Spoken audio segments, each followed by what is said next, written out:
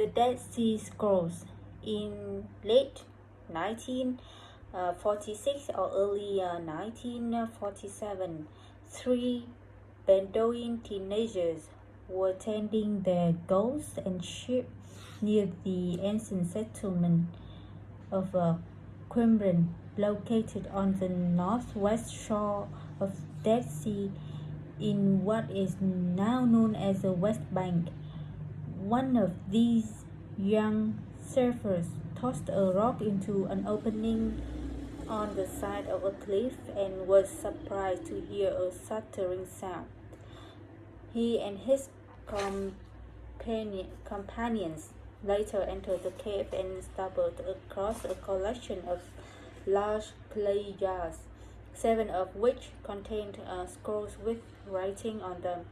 The teenagers took the 7 scrolls to a nearby town where they were sold for a small sum to a local antiquities dealer. Word of the find spread, and Bedouins and archaeologists eventually unearthed tens of thousands of additional scroll fragments from 10 nearby caves. Together, they make up between 800 and 900 manuscripts. It soon became clear that this was one of the greatest archaeological discoveries ever made. The origin of the Dead Sea Scrolls, which were written around 2000 years ago, between 150 BCE and 70 CE, is still the subject of scholarly debate even today. According to the prevailing theory, they are the work of a population that inhabited the area until Roman troops destroyed the settlement around 70 CE. The area was known as Judea at that time, and the people are thought to have belonged to a group called the Essenians, a devout Zoroastrian sect.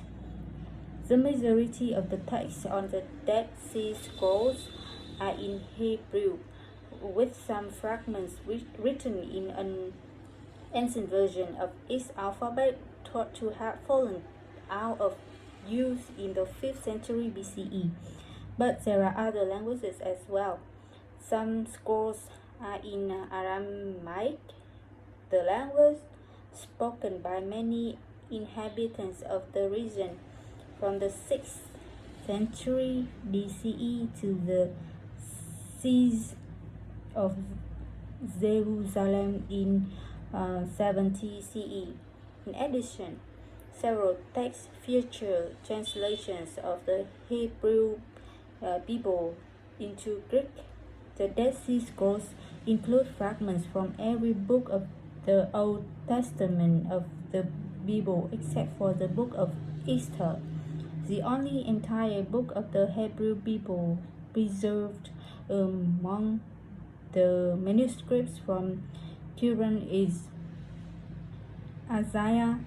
This copy, dated to the 1st century BCE, is considered to the earliest biblical manuscript still in existence. Along with biblical texts, the scrolls include documents about sectarian regulations and religious writings that do not appear in the Old Testament.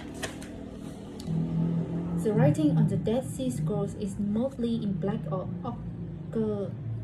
occasionally red ink, and the scrolls themselves are made of either parchment, animal skin, or an early form of paper called papyrus. The only exception is the scroll number 3Q15, which was created out of a combination of copper and tin, known as the Copper Scroll. This curious document features letters chiseled onto metal, perhaps as some have theorized to better withstand the passage of time. One of the most intriguing manuscripts from Qumran. This is a sort of ancient treasure map that lists dozens of gold and silver caches using an unconventional vocabulary and odd spelling. It describes 64 underground hiding places that supposedly contain riches buried for safekeeping. None of these hoards have been recovered, possi- possibly because the Romans deluged Judea during the 1st century CE. According to various hypotheses, hypotheses, hypotheses, the treasure belonged to local people and was rescued from the Second Temple before its destruction or never existed to begin with. Some of the Dead Sea Scrolls have been on interesting journeys. In 1948, a Syrian Orthodox archbishop known as Ma Zamuel acquired 4 of the original 7 scrolls from a Jerusalem shoemaker and part-time antiquity dealer, paying less than $100 for them. They then traveled to the United States and unsuccessfully offered them to a number of universities, including Yale. Finally, in 1954, he placed an advertisement in the business newspaper, the Wall Street Journal, under the category miscellaneous, the business items for sale that read biblical manuscripts dating back to at least 200 BC are for sale. This would be an ideal gift to an educational or religious institution by an individual or group. Fortunately, Israeli archaeologists and testament Yadin negotiated their purchase and brought the scrolls back to Jerusalem, where they remain to this day. In 2017, researchers from the University of Haifa restored and deciphered one of the last untranslated scrolls. The University Esparrason and Jonathan Bendorf spent 1 year reassembling the 60 fragments that make up the scroll, deciphered from a band of coded text on parchment. The find provides insight into the community of people who wrote it and the 364-day calendar they would have used. The scroll names celebrations that indicate shifts in seasons and details two yearly religious events known from another Dead Sea Scroll. Only one more known scroll remains untranslated.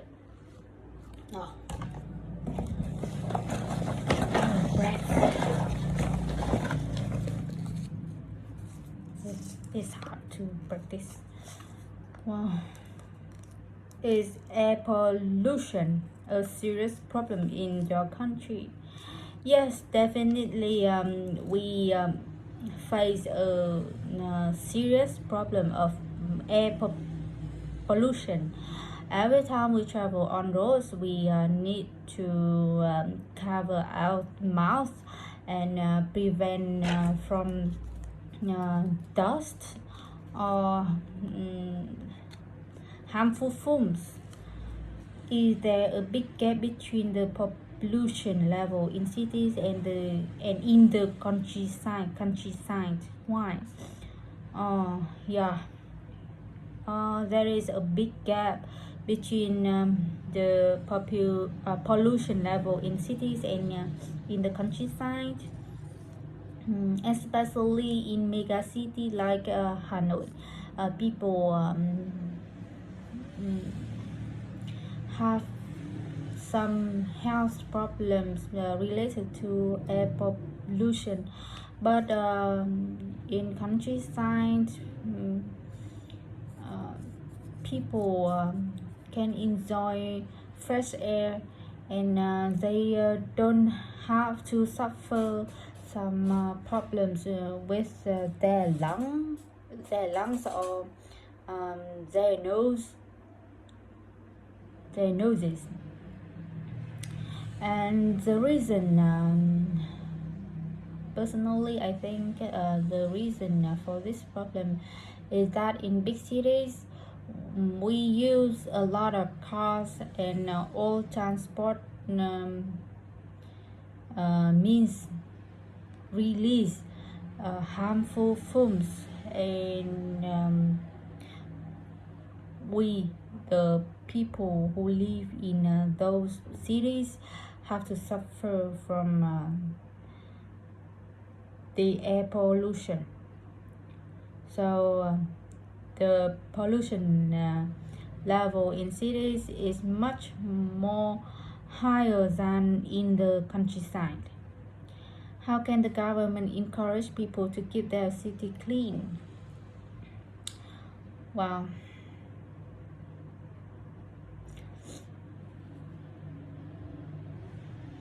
by promoting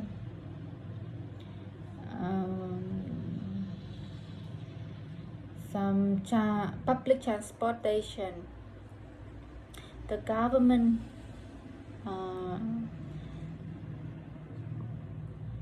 encourages people to use those public means, and the pollution of air will be decreased.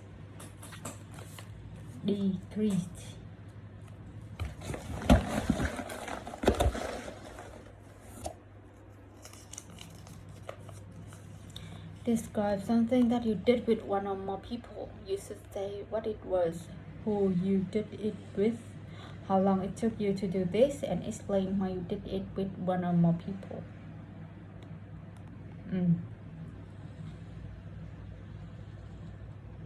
4 years ago, I had a trip to Amsterdam with 2 friends. At first, we had no idea to book a train or book a flight, so we just wanted to have fun after a hardworking term at university. So I and 2 another friends decided to book a student trip from Germany to Netherlands. So we took a trip for 2 days, and we traveled by a bus. I think that trip was priceless because we needed to relax after a term, and we just needed something to reward ourselves, because we did so well